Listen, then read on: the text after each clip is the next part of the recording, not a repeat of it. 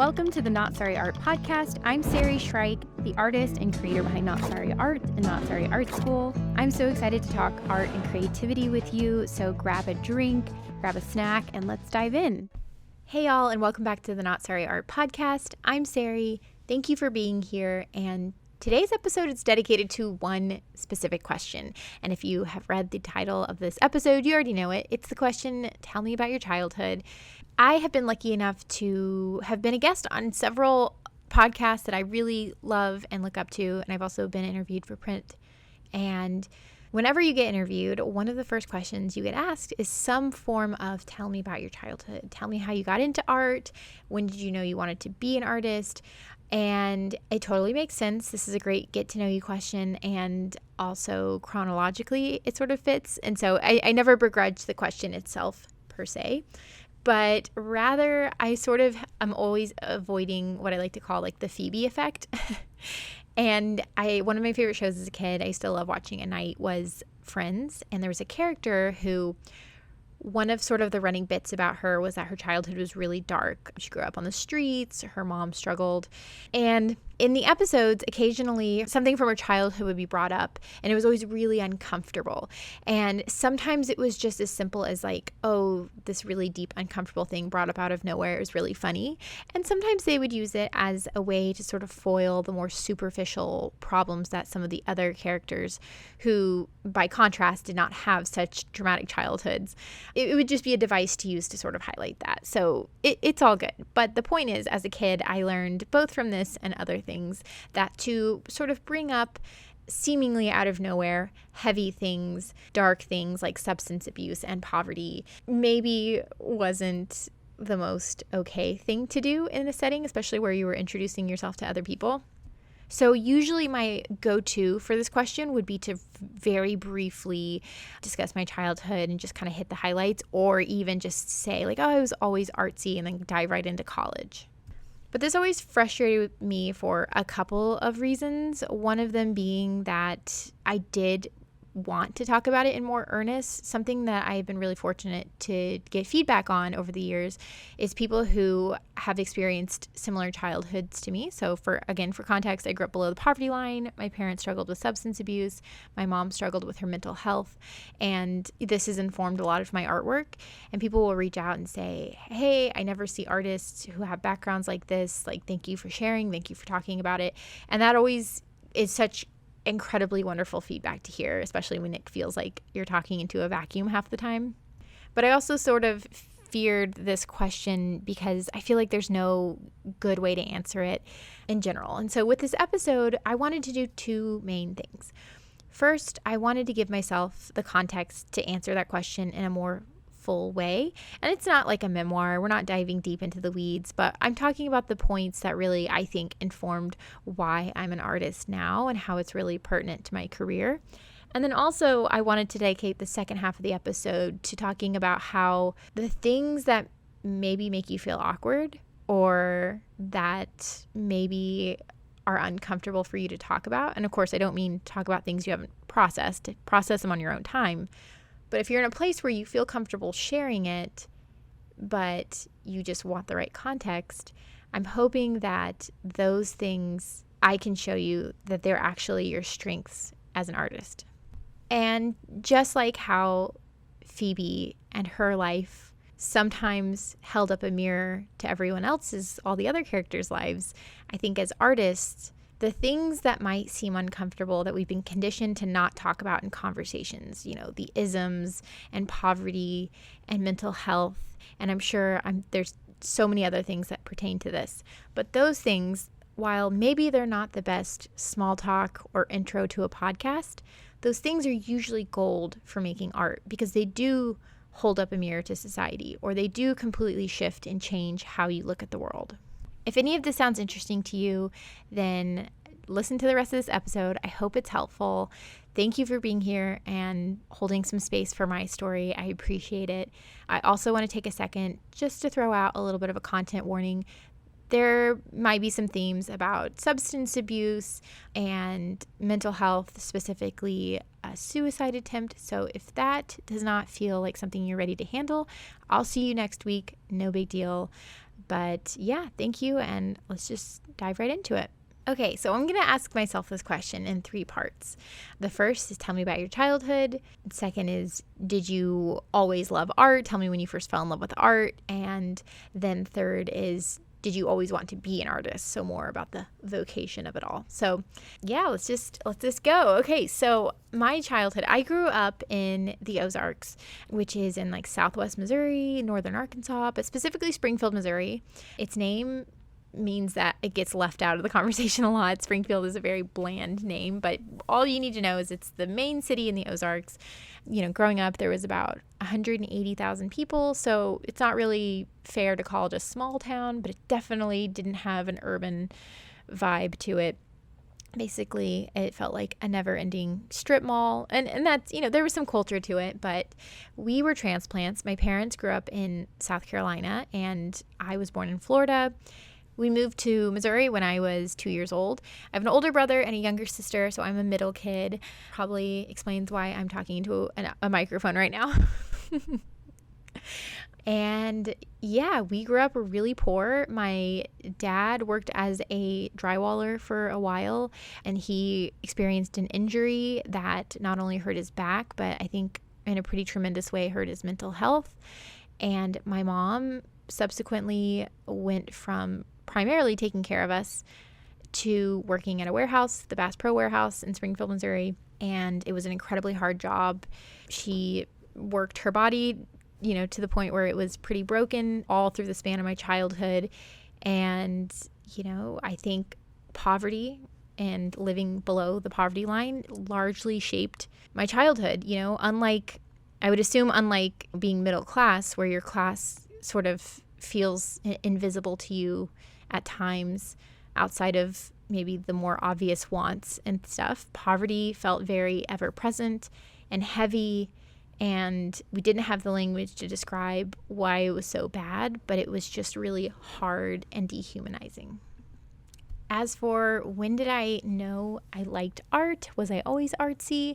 Yeah, my first memory of art is not my first memory of art. My mom tells me the story of me building this mosaic sculpture thing with Play-Doh and beads and Barbie shoes. And I remember her saying it was an incredibly creative thing that I made. And my parents are the kind of people who, as parents, they sort of labeled us, and that was who we were for the rest of our life. And so I was the artsy kid, my sister was athletic, and my brother was smart. And that was kind of all of our things. And I've always liked art. I'm a busy kid. I can remember very clear memory in 4th grade of we would have after recess reading time where the teacher would read to us out loud. And I would always make these big, elaborate drawings the entire time. And initially, I remember her getting mad at me and saying, like, you have to pay attention, you're doodling. And then when she saw the doodle, it was like an elaborate illustration of what was being read in the story. And she told me specifically that I had permission to doodle. Really appreciated that.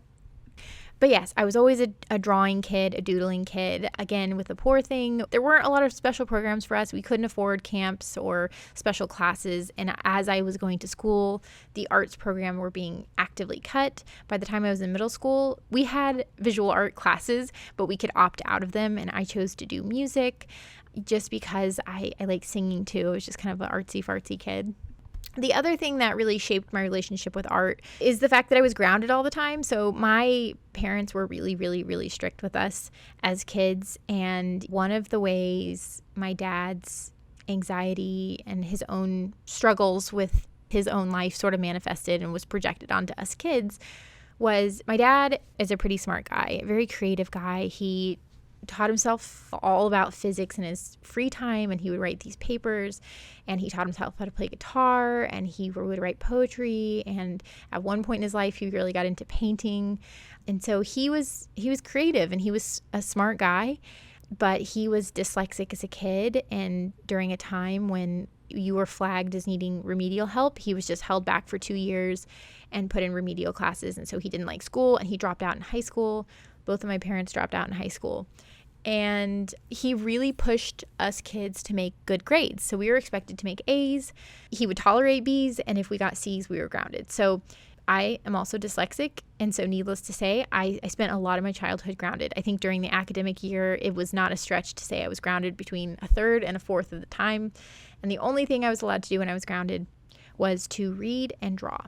Considering I didn't learn how to read till almost 5th grade, I spent a lot of my early childhood drawing and doodling, and we didn't have any supplies really other than I would get those big craft kits. They came in like a little mini suitcase sort of thing, and it was like the world's cruddiest markers. But I had that and some paper that my mom would bring home from work. It was like fax paper, and yeah, that was all I did. I just graphite and paper for the most part until I went to college. Even though my parents labeled me as the artsy kid, I got really into running, and it was kind of my way of rebelling against them because I was not the athletic kid. But I enjoyed running because I enjoyed getting out of the house and being in my own brain, and it was an excuse to leave. My home was pretty violent, and I had a lot of responsibilities as a kid. There was a period of time where my mom, very actively struggled with suicide, and, my dad struggled with drinking. And so I would do anything to get out of the house. And before I had a job, I would leave to go run, and I would start with 5 miles and then work my way up to 8 and 10. And eventually I had my favorite 12-mile loop that I would do pretty regularly. Because of my love for running, I happened to be on the track doing extra laps after practice, and a coach saw me and decided to work with me one-on-one to help me get in a position where I could go to college on a scholarship. I really didn't think it was a reality to be able to go to college and run, but with the help of this coach, it was, and I was able to go to college. When I was in college, I took art classes. It was kind of the first time I dove back into art, other than, of course, doodling. Because even at like my part-time job in high school, I would doodle on the whiteboards. I was just a compulsive drawer. But in college, I remember I was thinking about how I was going to make it. I did okay in school. Again, my parents, my dad particularly pushed us really hard. And despite having dyslexia, I was able to graduate with a decent GPA and a decent ACT score, at least good enough to get me into college. But I remember having this thought my freshman year when I was enrolling in my classes that I was way out of my zone. I remember having a talk with basically the college equivalent to like a homeroom teacher. And I turned in my first couple of papers, and she pulled me aside and said, "Hey, I'm going to move you to a pass-fail grading system. You're really struggling with these papers. Kids who go to your high school," and she knew the high school I went to, "tend to really struggle their first year. So I recommend you get some tutoring, figure out how to write these papers. I think you'll be okay, but you do have to work on this."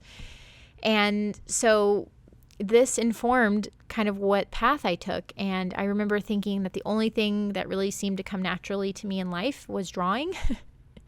And so I signed up to be an art major. I thought it'd be easier. I was interested in political science.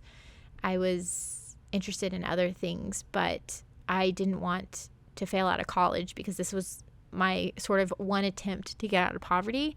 And I took it incredibly seriously. So with that, I signed up for a bunch of art classes, and I met Todd Lowry, who was a painting professor, drawing professor, and his approach was very egalitarian and everyone is welcome. And he sort of taught, as long as you put in the work, you can be anything you want to be, which just spoke to my little 18-year-old soul. So I became a huge fan, and I was motivated. And because of that, I really fell in love with art, and, the rest is kind of history. And then the final question here is, did I always know I wanted to be an artist? And truthfully, no. I think had you asked maybe 10-year-old Sari, like, what do you want to be when you grow up? I would have told you a mixture between a Beyonce, an artist, and a mom. That's kind of always been my answer.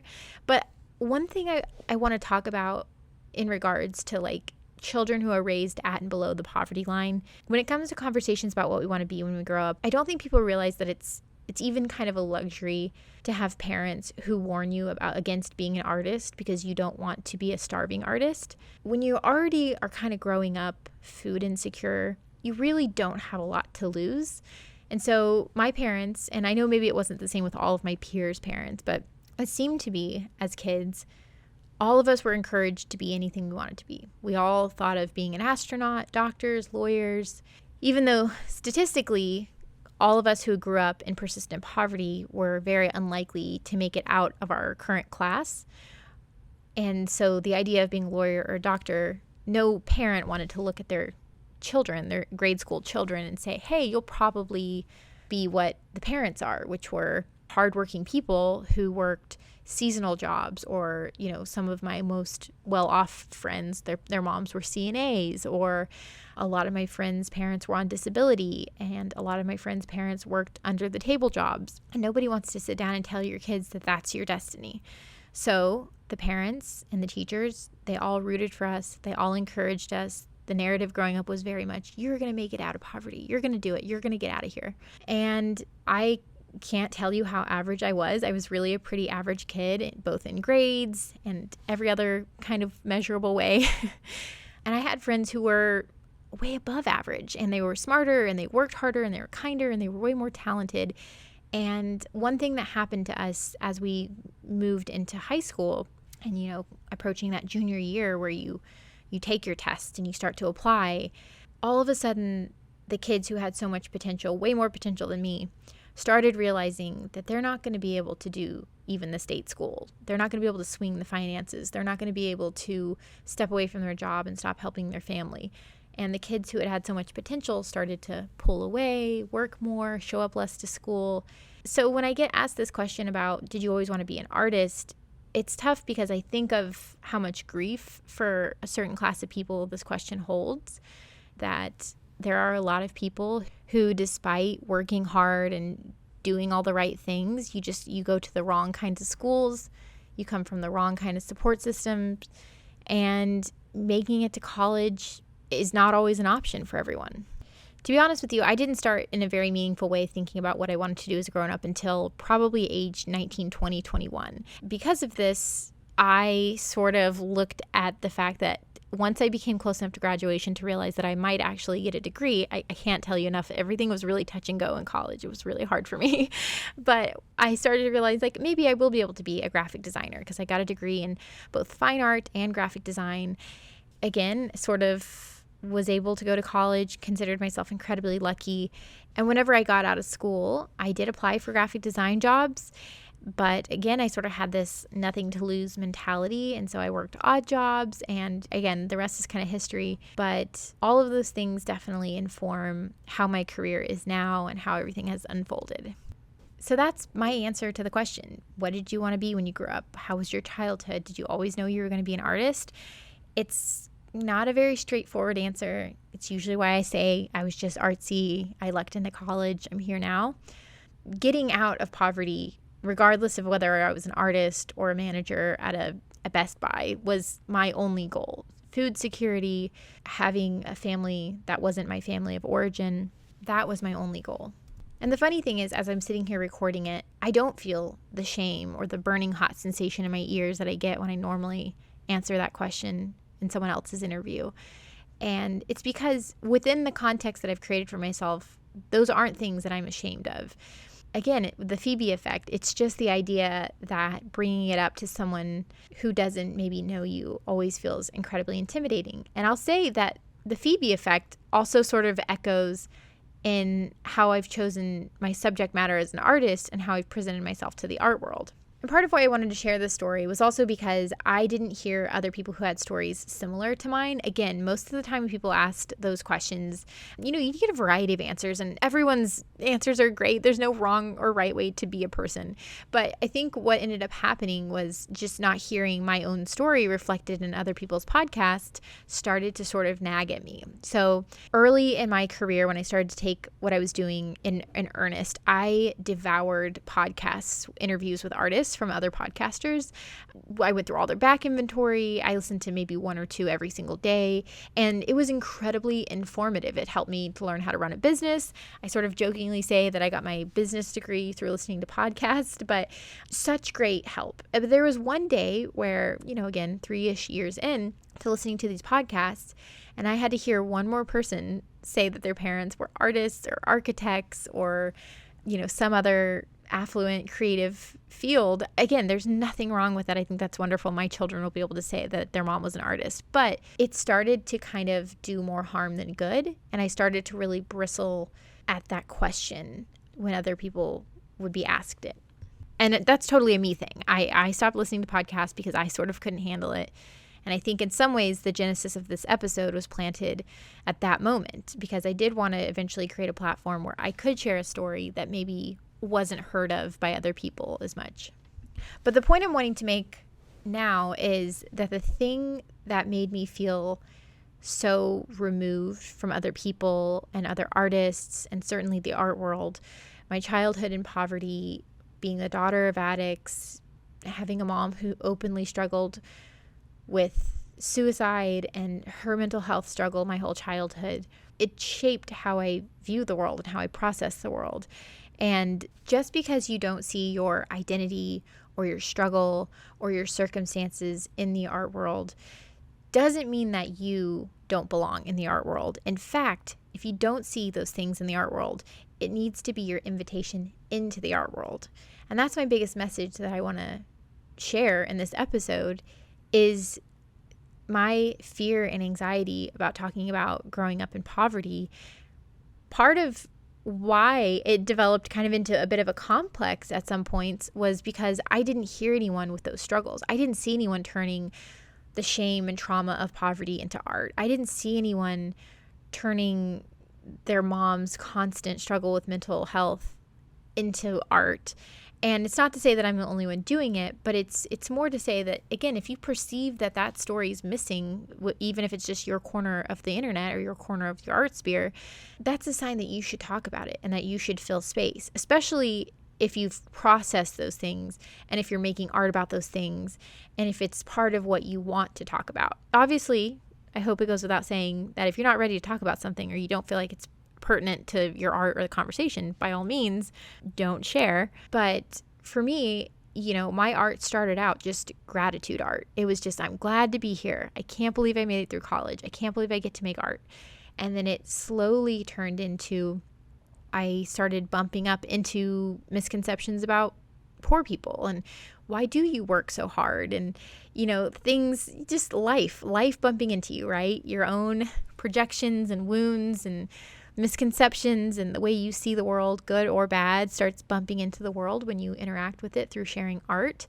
And I've said before that I feel like my art a lot of times is just a mosaic of all the chips off my shoulder. And it's morphed into what it is now, which is a little bit more of a upfront commentary on poverty and on the trauma that the poorest Americans endure in this country. And not to make this overly grandiose, but I do get messages from people from time to time. And a lot of times the gist of it is, I don't hear anyone who has our kind of childhood talk about it in the art world. I never hear anyone with our story making art. And thank you for sharing. And so I think there's value in sharing if you feel comfortable with it. And there's value in making art to hold up a mirror to society, even if it is uncomfortable. And there's even value in learning how to tell your own story and make sense of your own trauma. And I'll also say that the art world, just like the world at large, can be unfair and really lean towards people of privilege, and so if you don't see your humanity or your story or your struggles reflected in the world, it may not be because it's a niche experience. It may just be that we live in an unfair world. And I'll also warn artists that the art world is huge. And just because the darlings and the people getting the shows, maybe are getting those things because of networking and connections and their parents are artists, I also want to encourage you that again, just because you're not seeing it in the art world doesn't mean there's not people who want to hear the art that you're making. And to the point of the art world being really large, the art world is anyone who wants to hear, connect, buy, listen to your art. And if you make art as visual communication, someone will hear you. And maybe it's niche, but it may be something that really helps another person who's gone through something really specific in their life. So with today's episode, I am grateful again for the space to talk about how I decided to be an artist, if there even is such a thing, how I came to be an artist, rather. I hope it doesn't resonate with you in the sense that I don't wish my experience to be a universal one, but I understand that it may. And I just want to encourage anyone who does feel like they resonate with what I'm saying, to just keep going, and I'm cheering you on. Hey y'all, I just wanted to let you know that I'm hosting a painting retreat March 22nd through 27th in the beautiful Texas Hill Country of Wimberley, Texas. I'll be teaching my still life and landscape techniques as we relax on a 100-acre property situated 45 minutes away from downtown Austin. There are 5 unique lodging accommodations to choose from, plus a drive-in option for local guests. We'll be enjoying chef-prepared meals, so every single meal of the day is already provided for you, and soak in all the inspiration that the beautiful property has to offer. And y'all, if you haven't been down to the Texas Hill Country, it is so stunning. All the locals vacation out there. It's a lot of beauty and nature, and hopefully we're going to be super inspired by that as we learn plein air painting and lots of other great technique. So sign up today by heading over to my website, sari.studio, and clicking the Texas Painting Retreat tab. I hope to see you there. It's going to be a blast. I hope this was helpful. Something that I get asked somewhat regularly is, what is something you could have gone back and told an earlier version of yourself? And I always struggle with this question because there aren't just quotes and one-offs that I think would have helped me, but instead I think someone sitting down and explaining that just because you don't see your story reflected in the art world doesn't mean that that story doesn't need to be told. Rather, it's a sign that you should talk about that. I think if someone had explained that in a little bit of nuance, that would have been tremendously helpful for me and my specific struggles. So I'm not sure who this is going to be resonating with, but I want to encourage you to explore these thoughts. And yeah, again, I hope this is a helpful episode. I always appreciate you guys listening and taking the time and holding space. So enjoy the rest of your day. Happy creating. Thank you for listening. I wanted to say a huge thank you to all of the people who are leaving reviews. I'm going to go ahead and read out some of those names. Thank you to Lynn Rochelle. That's Lynnne Rochelle. I also want to say thank you to Lori C. in Oceanside. That's Lori in Oceanside. I assume California. I'm sure your weather is much better than our winter weather now. Thank you to Adrienne Berkland Art. That's ADRIENNE BERKLAND Art. And thank you to Taylor Fisk Art. That's at TAYLORFISK_art. Thank you guys so much for leaving those reviews. It always helps a emerging channel like I have here with the Not Sorry Art podcast. Again, thank you and enjoy the rest of your day.